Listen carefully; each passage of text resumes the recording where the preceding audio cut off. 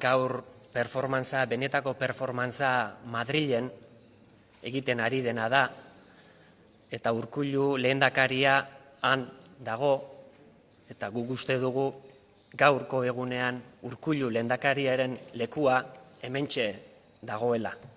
Guk Euskal Errepublika.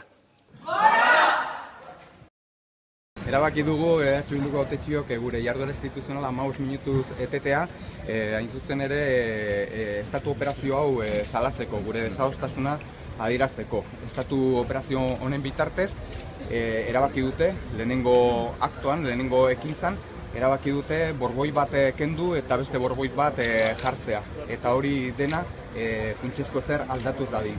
Eta iruditzen zaigu, hau dela lehenengo kapituloa, beste batzuk egongo direla estatu operazio honen baitan, eta kapitulo guztien helburua berbera izango dela, funtsezko ezer ez aldatzea. Eta Frankok lotuta, eta oso ondo lotuta utzi zuena, lotuta jarrai dezan. Baina, esan behar dugu, EH Bildutik, beranduegi datozela, askatzen ari delako. Berak lotuta, Frankok lotuta utzi zuena, askatzen ari delako. Katalunia askatzen ari da. Eta Euskal Herria ere, laster hasiko da askatzen. Ez dakagu zalantzarik, eta horregatik, EH Bildutik, Euskal Herritarrei eskaintza zuzena egiten diegu.